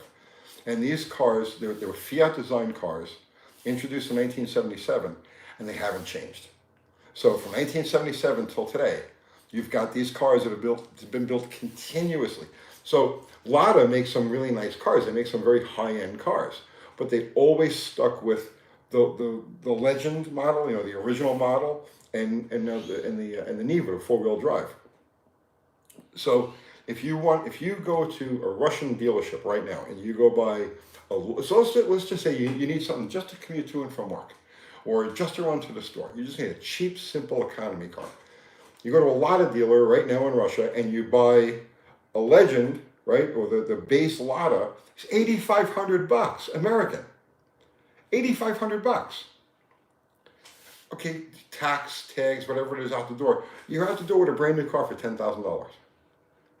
The four-wheel drive version, the Niva, starts at like $11,000 and like it maxes out at like $15,000 or $16,000. And these things are so capable. At one point, they had the Paris Dakar Rally, and one of these four-wheel drive Ladas won its class in the Paris Dakar Rally. I mean, these things they're simple, but they're rugged, right? You can still buy stuff like that. Like, in other words, like the lower end consumer hasn't been priced out in a place like Russia, where there's absolutely no help for the lower end consumer here. And the Volkswagen Bug is a perfect example of like a car that was prided itself on being unchanged from the time that they started importing them here until the early 1970s. And I remember very distinctly the ads when I was a kid, the ads for Volkswagens all touted on how, you know, oh, we changed the taillight, right? And it's like, no, that's it. That's the big deal. Everything else is exactly the same. They changed the taillight, or they would make some trivial, frivolous little change to it and be like, well, that's the big deal for 1972, or whatever it happened to be, whatever year it was. We need cars like that. You know, the Western world needs cars like that. And the manufacturers, if they were to build cars like that, would sell them like there's no tomorrow. But they don't, I guess they just don't want to make money. They don't want to make money? They don't want to make money. Let's see. My uncle paid $3,000 new Lada 25 years ago, 2 years after he sold it to junk. I don't know, they're not good? I mean, some people have had bad experiences with them, but they're out there. They're still selling them. They're all over the eastern half of the world. Let's see. I'm from Russia. Lada Legend is everywhere. It's simple and reliable. Parts almost in every store. Right. It was the same thing with the Volkswagen. I'm sorry I didn't pronounce your name. It's written with Russian letters. Oh, really? Yeah, sorry. I'm not going to try it because I'm going to mess it up. It's a brilliant car. It's just the concept of it is brilliant. What does a company save every year on retooling and you make a couple of small changes, running changes, evolutionary changes as you go along, but the basic car, you're building the same basic car year after year after year after year after year. What you're saving in R&D and tooling and all these other things, this is pure profit. But then everybody has the same car. It's very un-American. But everybody doesn't have to buy that car. The point is, it's an affordable option, which Americans don't have. They don't really want it either, though. They want to buy the expensive car and show it off. Well, that's true everywhere, including in Russia and China and every place else. Yeah, people want a Peacock, whatever it is that they're driving. But the average person who just needs basic transportation, something they can rely on, keep for several years, fix it reasonably, they'll buy that. But I mean, aren't Kias cheap like that? Isn't that the whole idea Not as behind the cheap. Kia? Not as cheap. No? No. I mean, that not would be even the close. cheapest not American car, but cheapest car you can get here. Yeah. Right? The Kias, the Hyundais, I don't even know what price. I know that they're the cheapest of them are in the 20,000 range. Yeah. Let's see. Now everything is as big as a house. Some people like their big trucks. I don't know. I'm not one of them, but some people like them. I'm totally not going to don't take get it away from them. If that's what they want to drive, Yeah, that's drive what they whatever can you want to drive. drive. But I totally don't get it. I don't get it. I was just asking about the mandatory heights on things, but I guess they don't have that anymore. Have international imbalance in Kia engines. Have intentional. Oh, there's an intentional imbalance in Kia engines. I don't know. How so? I don't know. That's all it says.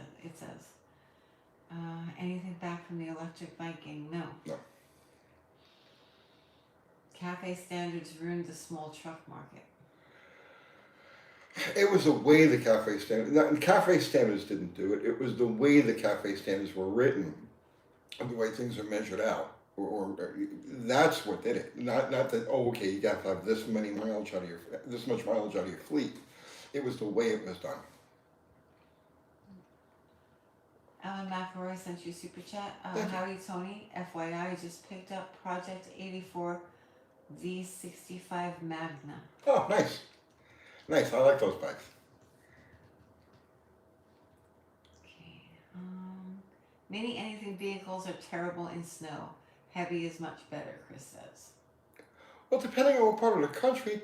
I mean, I live in Tennessee. You know, we drive in snow for like 3 days out of the year. And I mean, we were in New York City, and we would get snow. Yeah. And we drove regular cars through the snow. But it wasn't really like mountainous country. I guess it depends on where you live. Depends on where you live, Yeah. exactly. If you're in Colorado, it's a different story. Right. For decades, the best / most simple vehicles were two-wheel drive pickups. Yep. They destroyed that. Brolic Requis says, I'm telling you, old Fiats are the way to go. Well, that's what the Lada is. A Lada is just an old Fiat. Nicholas Agnew, my uncle bought a brand new Super Beetle for under $2,000. Yeah. Yep. And I remember the one advertisement for it was 2 pennies a mile. There was a guy, he was dressed up like Paul Revere, driving his Volkswagen through town and yelling at everybody, 2 pennies a mile, 2 pennies a mile, because that's what it would cost to operate a Volkswagen back then. Never had to get my VW towed out of the snow, even bad snow. Yeah. Oh, the Bug was just pure brilliance. You almost bought that one recently. I saw one on Marketplace pop up, and I was like, yeah, but then It sold really quickly, though. Yeah. It was cheap. Ari says Volvo needs to be brought into this. Laugh out loud. Oh, the old Volvos, yeah. Pre-90s Volvos. Really 70s Volvos were just perfect. And then like around 83, 4, 5, 6, I'm not a Volvo aficionado, so I couldn't give you the exact year. It was like mid-80s, they turned and they went from being these brutally simple, just perfect cars to being the exact opposite, just overcomplicated, overstuffed, and failure prone. Captain Anarchy says, Tony, have you and Kiwi been able to put the pressure on that car flipper in your area? I saw the last on Kiwi's channel, and man, that stuff is out of here. Yeah, there's a lot of crazy stuff. I don't get involved in that. If the trail to the person who did the work, perpetrated the crime, if that's clear and undisputable, then we mention the name. But if it isn't, then it's a he said, she said, and we stay away from that. But I know Kiwi did this last one because he knew who did it. It was obvious where the chain went directly back to that individual. Oh, I didn't see it. Yeah, you should watch it. You should watch all Kiwi's videos. I'm a little busy. I don't get to watch that many videos, unfortunately. They were simple but very expensive. Volvo. Yeah, you paid a little bit extra because it was a Volvo, right? Because it wasn't a Japanese import. Because at the time, Japanese imports were a dime a dozen. So anything that came from Europe, you paid a little extra for. See, Terrence Seymour says, I agree with the Volvos. I drove, oh, where'd it go? I drove an early 80s one around Malaysia for a few months. Simplicity. Yeah. The 5 and 6 cylinder inline modular engines were a different time. Volvo used Mitsubishi parts. Gene Stevenson says. The Volvos I'm talking about, there were no Mitsubishi parts in those. Those were pure Volvo. How do you say Mitsubishi? Mitsubishi. You said Mitsubishi. I thought that was funny, Tony. Tomato. Such a New York accent. That's funny. Oh. You paid extra so you could drop a Volvo on its roof. Laugh out loud. I like Volvos. I had a Volvo. Yeah. I used to drive it around all over the place. That was a 78, 79. Yeah, I think it was a 240. 78. Yeah. It was slow. It was very slow, It was but really slow. it was like nimble in a way. It was a fun car. It was a fun car. I drove it really fast actually because I was like, oh, it's a Volvo, it's safe. Right. Like I didn't think about it. It was kind of implanted in my brain that I was safe. Right. And I drove like an idiot. The advertising was effective. It worked. It was effective. They brainwashed me. I drove like a moron.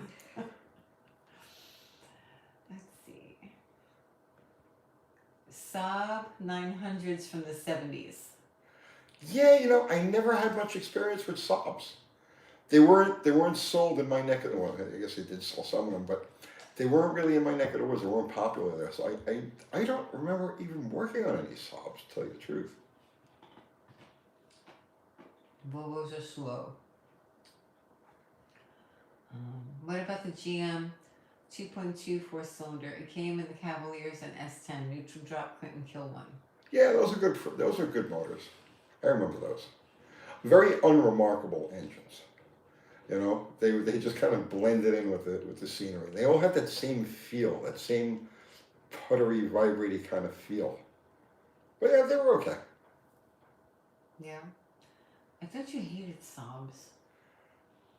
I feel like sometime when we were in New York, you talked about how much you hated Saabs. Oh, yeah. I had, oh God, what was that now? I had a customer bring me a Saab. And couldn't get any information. So this is like in the middle 90s, early to middle 90s. And we didn't have the internet back then. So you were at the mercy of literature, just literature, and you couldn't find any literature. There was nothing to cover the system that I was working on that Saab. I remember that. Yeah. Yeah, it was a fuel injection system. And I had to jump through hoops. Yeah, I don't remember the details, but it was a nightmare. Justin Billington sent you a super chat. Thank you. Tony, have you used R134A on classic Aero Mopar RV2 AC systems? Yeah. Anything to do / look out for? No, just use the oil that's compatible with the 134 and just throw it in there. It's fine. Okay. Most reliable engine ever? Small block Chevy? Doesn't Garage 54 drive the cheap Russian car? Those are Ladas. They do all that stuff with Ladas. At the mercy of literature, probably gave rise to the internet. No, there was a void of literature for that Saab, for the system that I was working on. And could it have been like let's see. Now I gotta try to remember this. I think it was a Motronic system, but it was completely different than the typical one. There was no schematics. There was no. It was just brutal. It'll come to me, but it's kind of it's like one of those things I kind of blocked it out of my consciousness. Blood Nose says Lucas fuel injection in 90s sobs. Was it Lucas? And that's what he says. Okay. Saab tried to build the cars like aircraft, and because too complex. Became too complex. Yeah. Justin Billington says.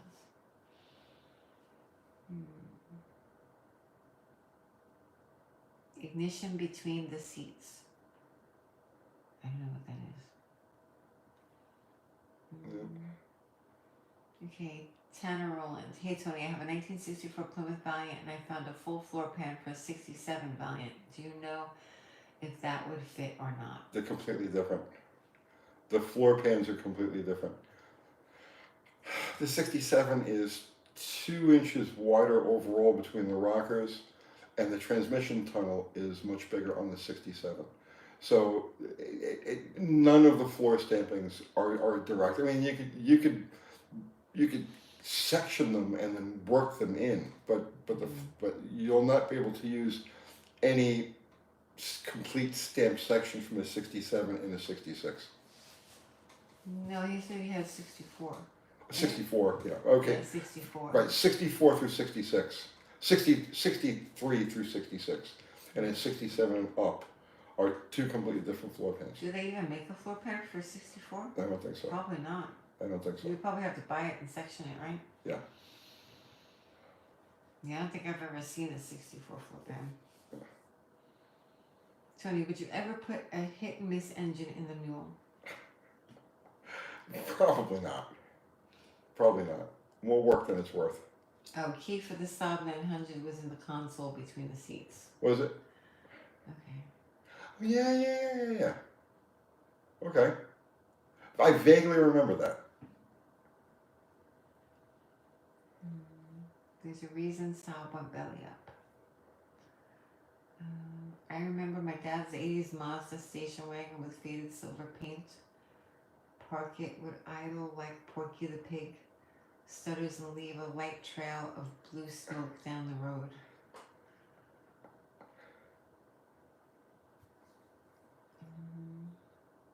And just as useless trivia, can't use a 67 US floor in an Aussie 67 car. Different again. The floor pans. Yeah, where is it different? I don't know. The Aussie, saying the Aussie floor pans. Well, I'm not doubting them. I'm just asking where it's different. I'm not familiar with the Aussie cars at all. Ever work on any flathead Fords? Nothing significant. Nothing beyond just tune-up type of things. What about Subarus? There weren't many when I was in the business. There weren't many Subarus around. Yeah, I worked on a couple of them, but again, nothing of any significance. Danny Boyd says I've never worked on, driven in, ridden in, or sat in a Saab.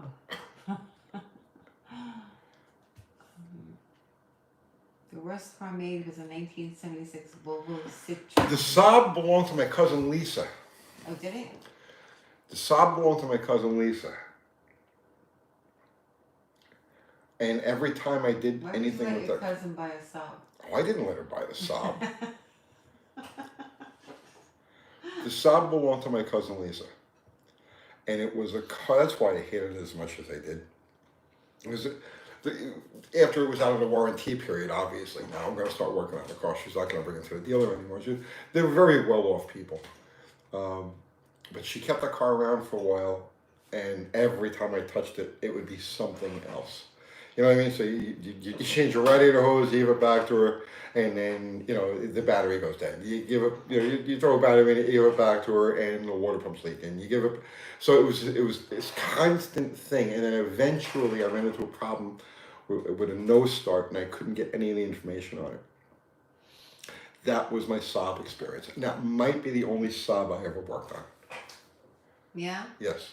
Okay. And it was Lisa's Saab? I believe it was Lisa's Saab, yes. Oh. Let's see. I like Edelbrock. They're easy to understand and perform well.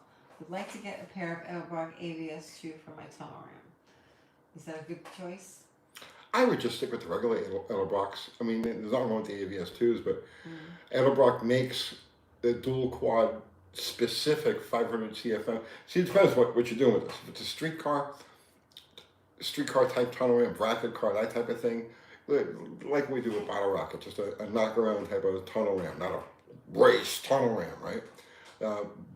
Edelbrock makes dual quad specific 500 CFM carburetors. They're the AFB style, and they're intended to be used on regular, the dual quad intake or tunnel rim right out of the box. So I would say if you're going to buy new carburetors, that's probably they're a tad undersized from maximum power, but street strip car that work perfectly for you.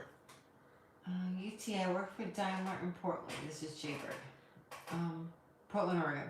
Okay. At the truck plant. We build diesel, Western Star, and Freightliner electric trucks, but the problems are EV infrastructure, safety, and prohibitive cost. Are they selling any of them? I mean, are any of them hitting the road? What's the reliability on those things?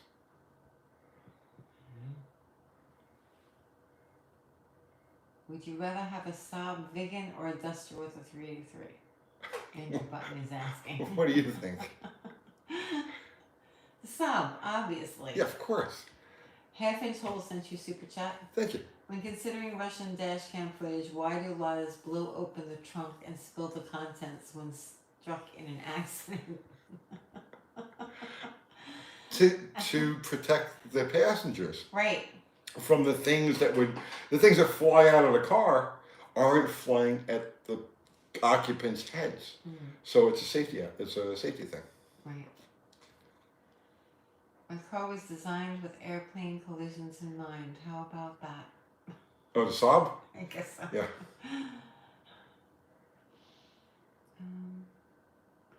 I wiped out some arse in a Saab who was trying to chase me in my Duster in the snow when that had the 6. So why was somebody chasing your Duster in the snow? You don't want to know. What? You don't want to know. I don't want to know. No, I don't know. It probably involved a bonfire and a keg. Yeah, well, I've been to bonfires and kegs. Saab spent money on making their own sat nav. What's a sat nav? Satellite navigation. Oh, I'm tired, guys. Sorry. I know we're both tired. I'm really exhausted. Crush the EV geek, Scale says. Are you gonna do that, Tony? I'm gonna try. You're gonna try. War. It's war. I'm gonna take them all on. Okay. As long as you're enjoying yourself. I love war. You love war. No, I don't love when wars break out between countries. No. I mean, I love battling with people. Oh, Olive says, hard to beat me in the snow. It was just Euro snobbery that led to it, though. Okay. It's like, why is somebody chasing you in the snow? Euro snobbery. Don't I have a new nickname? I do, don't I? What's my new nickname? Kathy Banana. That's your street name. That's my street name. Yeah. It's funny. And demonetized. Are we demonetized? What do we do? What do we do now? Oh, everything, I'm sure. Ronald Davidson says, good evening. Loving the new Old Sporty. Yeah, it's a cool bike. I haven't had a chance to ride it. I wanted to ride it the last couple of days, but beautiful out. And I haven't really had a chance to put any miles on it. Maybe tomorrow I can sneak out for an hour or two. Yes, Kathy Bananas, that's what I mean. We're both in a fog. You're very tired. I'm sorry, everybody. I really am. I'm trying to keep up the best I can. We weren't gonna. Sometimes I've been zoning out back here tonight, like while Tony's talking. Yeah, I closed my eyes for a second, and I'm back. We weren't gonna mention it, but there was a brawl between our puppies, and Darla. Not the puppy. Not the puppy. The puppy wasn't involved at all. Oh, okay. What happened was, we took them for a walk on the Greenway, and there's an area that they like that has a creek. It's a riverbed. It's a riverbed, and a creek dry. goes through there, and Well, not all of it's not dry. all dry. Right. Some parts of it are dry. And they flop around in the water and everything, have fun. So we decided to take them there Friday afternoon. So we get there, and this is the first time Winnie's been out, like Yeah, out her in the world. shots are finally done. And Right. So it's the first time we were able she to can take go her out. anywhere, yeah. So we had the 4 of them, and we're walking them, and like Maggie's all like anxious, and they're nuts, okay, happy nuts. And as we were walking off the pavement onto where this creek bed is, the riverbed, I accidentally stepped on Winnie's paw. So Winnie over dramatized things. I didn't stomp on it. I tripped on her, like she darted underneath me, and I stepped on her paw, and she went eek, like that. Well, Darla was standing next to me, and Maggie thought that Darla had hurt the puppy. Didn't realize what had happened. All she knew was she saw Darla and saw the puppy, heard the puppy go eek, and so she attacked Darla. So Maggie's very protective of the puppy. Extremely protective. Like it's her baby. Right. So this turns into a out and out brawl. It's just me and Tony with the dogs. Yeah. So and they're slipping their collars, and I'm wrestling them to the ground, and they're biting each other. I'm trying to get collars on. This went on for how long? It was exhausting. Like the stress was like beyond. It went on for probably a good 3 minutes, 4 minutes. Yeah, at least. Yeah. It was just total chaos, and nobody to help us. And I was trying to protect the puppy. Right. And grab the dogs at the same time. Tony was on the ground, and the other 3 dogs were on the ground with him.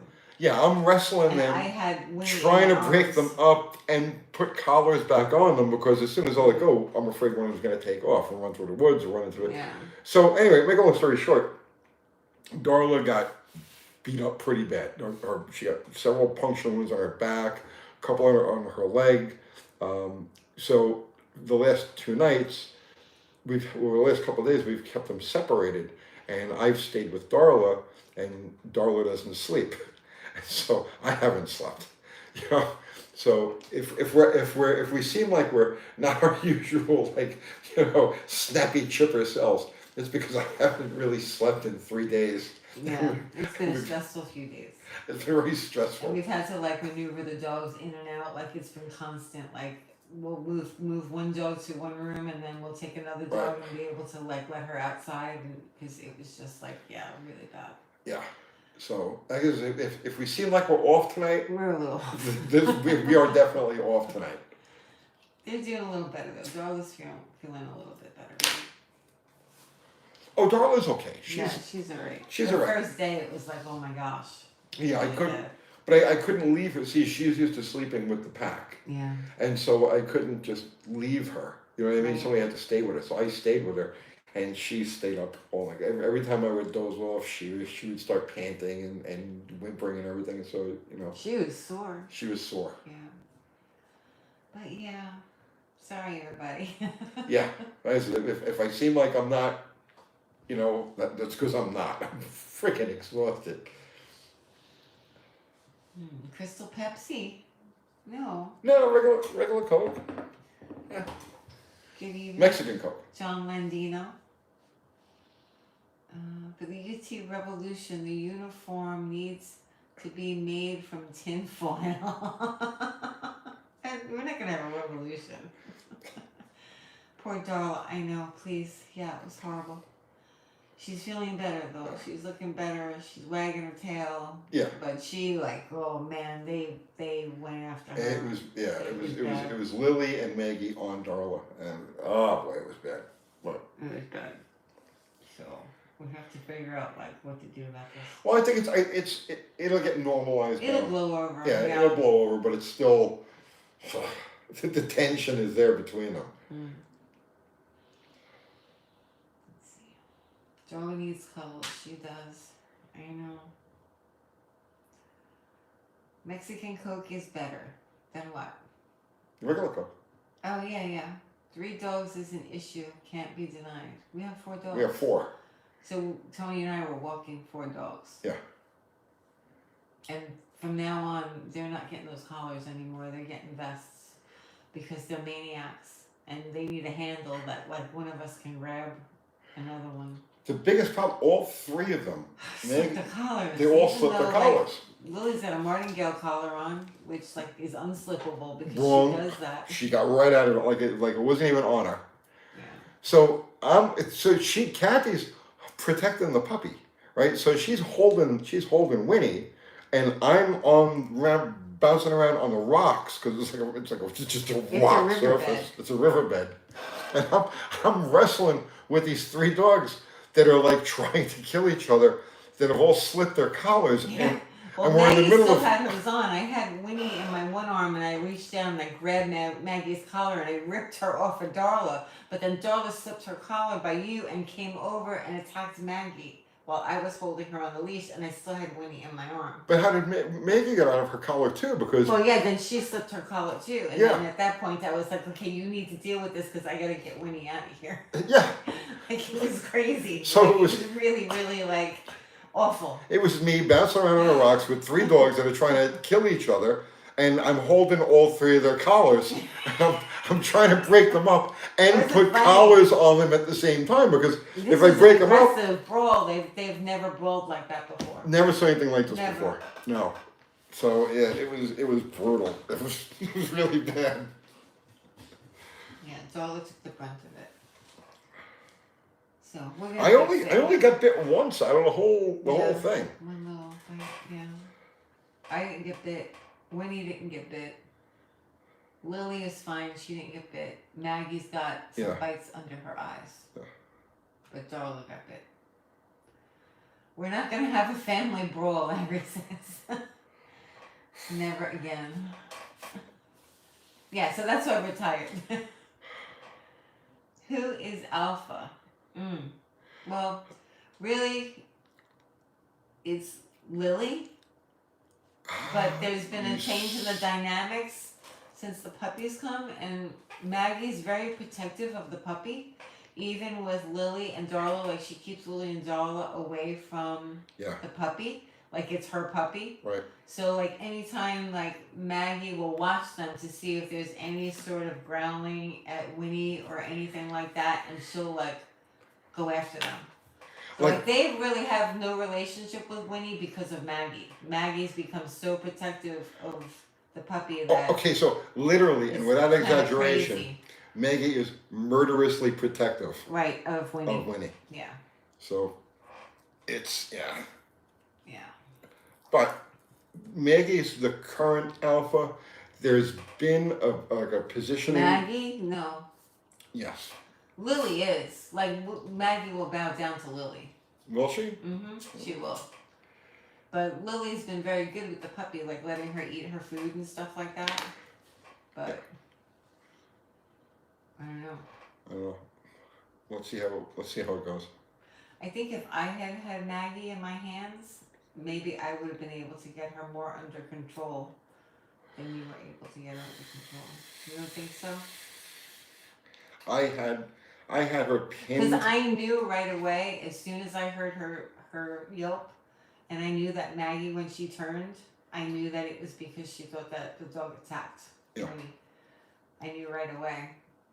So I would have been like moving her. I would have been pulling her as far away from Darla as I possibly could. Yeah, but you didn't realize that until later. Well, these people don't want to hear about this. Oh no, I know. But like that's what happens. Let's see, Tony or Kathy have to be the alpha. Oh yeah, the dogs listen to me. No, they do listen, but they'll only listen to an extent. You know what I mean? Like when they're viciously at war with each other, they don't listen. You all don't want to hear this, but you all sound like very delusional and misguided dog owners. Probably. They're animals at the end of the day. Delusional? Who's this person? Yeah, listen, the animals to you, they're family to me. Delusional and misguided dog owners. What? I don't consider myself a dog owner. I'm a dog parent. I think of them as my family. So, I mean, if that's delusional, then that's delusional. I'm sure he got his dog degree from which dog university? I don't know. Everybody has a different perspective on these things. Right. Whatever. Let's see. Little Golden Books, Rune Clifford, Big Red Dog. Oh, time's almost up. Oh, I'm too tired to deal with this, to be honest. Are you ever going to do a video on rebuilding a torque flight? we've done it. Mm. We've done it a couple of times, actually. Let's see. Unless it's an 1800 with a big cam and we were talking to each other, I don't know. Did you see? I can't read these. Arden OHV Convet Flathead Ford that makes over 700 horsepower, 5,800 RPM. An Arden flathead conversion. Yeah. Okay. Did you see it? I've seen lots of really impressive Ardens over the years. Okay. Cats your family too, E-Fog says. Family is who and what you make it. I guess you're not. Let's see. Holly Weber is stage 2 barrel carb, not a bug spray.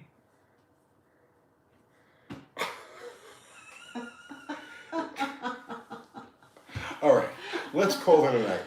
Okay. Let's call it a night. Alright. 'Cause I really need to sleep. Mm-hmm. Shit. All right. So, guys, again, like I said, I'm sorry if we're off tonight. I'm just told you why we're off. Everybody contributed super chat. Thank you so much. Greatly appreciated. Never expected. Always appreciated. Everybody contributed just your presence in the conversation, except for the guy who made the remark about dogs. No, even you, man. Even you. Thank you. No, leave that. You can leave that. Everybody has different perspectives, okay? Thank you all equally. Our awesome mods, Ari, Fubar, Zero, guys, thank you so much, as always. Kiwi Wednesday night, 7 o'clock. Do we have anything special planned this week? We have nothing special planned this week, right? Are you talking to me? Yeah. Not that I No. know of. Not that I know of. Let's make this stop so I can go to sleep. Oh, so you can go to sleep? I'm going to go to sleep. Oh, okay. All right. Good night, everybody. Good night, everybody. Thanks for hanging out.